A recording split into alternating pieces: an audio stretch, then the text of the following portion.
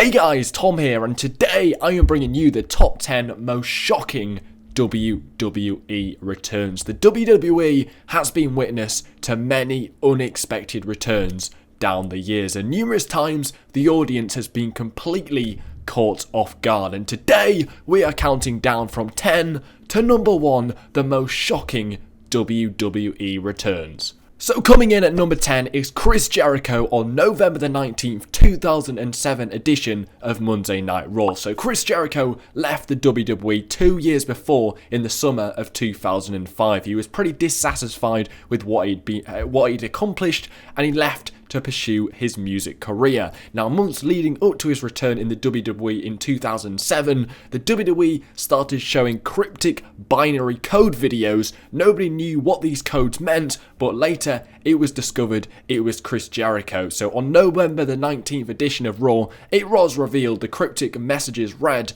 "Save us Y2J." Jericho returned that very night to challenge Randy Orton for the WWE Championship. It was great to see Y2J back, and goes down as the 10th best shocking return in the WWE. Coming in at number 9, it's Triple H on January the 7th, 2002 at Monday Night Raw. So Triple H suffered a serious quad injury which kept him out of the ring for over 8 months. His music hit on an episode of Monday Night Raw, and he returned in front of a Madison Square Garden crowd. That same month, he went on to win the Royal Rumble, and 3 months later, he would beat Chris Jericho for the Undisputed Championship at WrestleMania 18. It's fair to say this was an incredible return and really cool. Number 8, it's Shawn Michaels on June the 3rd, 2002. So this was an episode of Monday Night Raw, and it was 18 months since we had seen Mr. WrestleMania on Monday Night Raw, and it was 4 years since we had actually seen him wrestle. So when Shawn Michaels returned to Raw,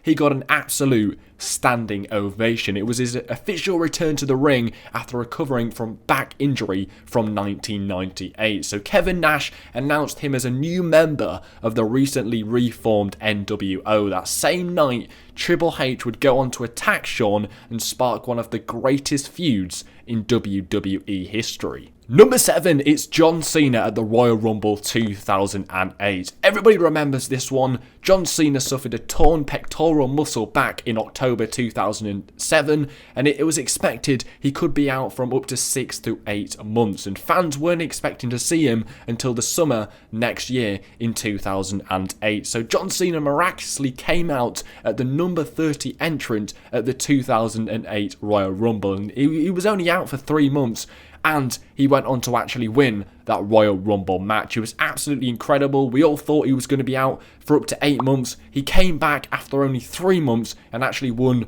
the Royal Rumble match from the 30th entrant. Absolutely incredible. Number 6, Ultimate Warrior at WrestleMania 8. So this was in 1992, but in 1991, Ultimate Warrior was involved in a contract controversy with Vince McMahon.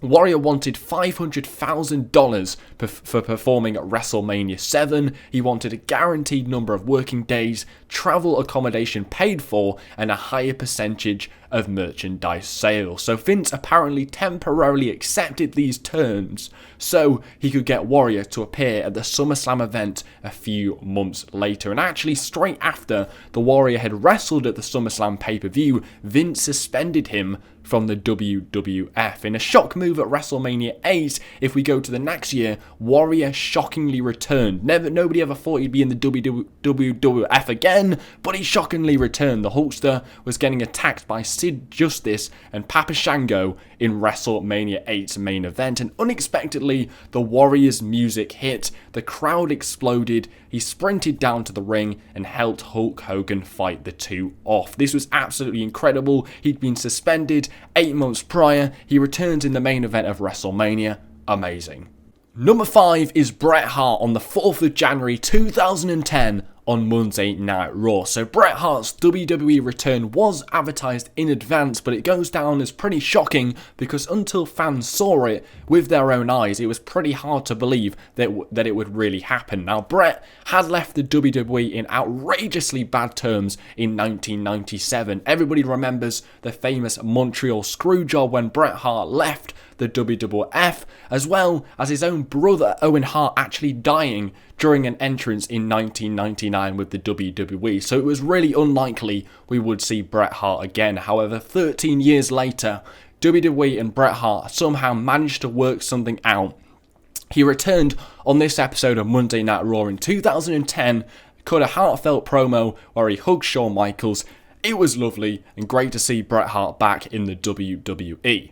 Number 4 is Ric Flair on November the 19th, 2001. So this was the night after the Survivor Series pay-per-view in 2001. Now, Flair had originally left the WWE way back in 1993, 8 years prior, and it wasn't certain if Vince McMahon would be interested in signing such an older talent in 2001. So when Ric Flair returned to WWE in 2001, no one in the audience had any idea beforehand, and it was one of the best spontaneous moments in history when Flair's music hit. It was also in his hometown of Charlotte, North Carolina. It doesn't get much better than that. So it was the night after the Survivor Series pay-per-view. The invasion angle with WCW had literally just wrapped up.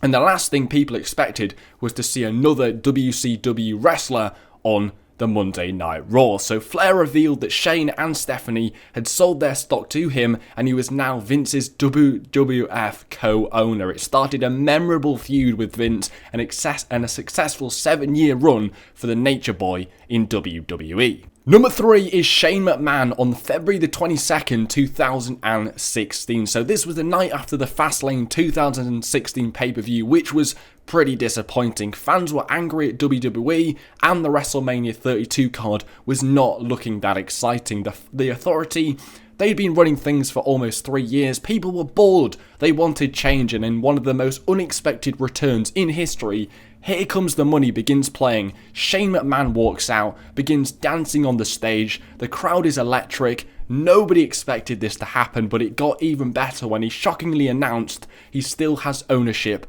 over the WWE. It quickly was announced he will fight Undertaker in a Hell in a Cell match at WrestleMania 32 for control of Monday Night Raw. And suddenly, in a quick 5-minute change, suddenly the WrestleMania 32 card is looking a hell of a lot better. Number 2 is Brock Lesnar on April the 2nd, 2012. So Brock Lesnar had originally left the WWE on astoundingly bad terms after WrestleMania 20 in 2004, and Vince McMahon felt personally betrayed when Brock gave his notice in he was leaving the WWE. Vince had spent the best part of 2 years from 2002 to 2004 building him up as the next big thing for him to say, yeah, I'm done, I'm leaving. So he was pretty pissed off. So Lesnar went on to UFC after this, becoming the heavyweight champion and the biggest pay-per-view draw in MMA history. Lesnar's UFC career was over in 2011. He had enough money, and his bitterness towards WWE was still apparent after he released its autobiography in 2011. But as John Cena cut a promo on the night after WrestleMania 28's Raw, Lesnar's music freaking hit, and out he came. The crowd was still buzzing from the night before at WrestleMania, so they exploded. They literally obliterated. It was crazy. Nobody expected Brock Lesnar to return. He then F5'd freaking John Cena to end the show. It was incredible. Wow. And number 1, it is the great one, The Rock, on February the 14th, 2011. This was an incredible Monday Night Raw. Fans and those backstage figured The Rock was done in pro wrestling in 2004 after he left, but nobody knew he was going to freaking return in 2011. So in 2004, The Rock left. He left for the Hollywood. He became a success. It was 7 whole years before we would ever see The Rock on WWE TV again. So The Rock shockingly and unexpectedly returned on that Monday Night Raw. He announced he would be the host of WrestleMania 27. The greatest thing about this return was this was part of his reintegration to the WWE, because he most notably headlined WrestleMania a year later with John Cena. The Rock was back. It was amazing. Nobody expected it, and that rightly deserves the most shocking WWE return ever. So guys, I hope you have in fact enjoyed today's video. This WWE Top 10 videos are doing really well on the channel. Thanks for watching, smash the likes, take care, spike your hair. Alright guys, Tom here and welcome to a new video, and today I am bringing you Top 10 WWE Extreme Moments. Let's get right into this guys. If you could smash the likes, that'd be absolutely brilliant. Let's go.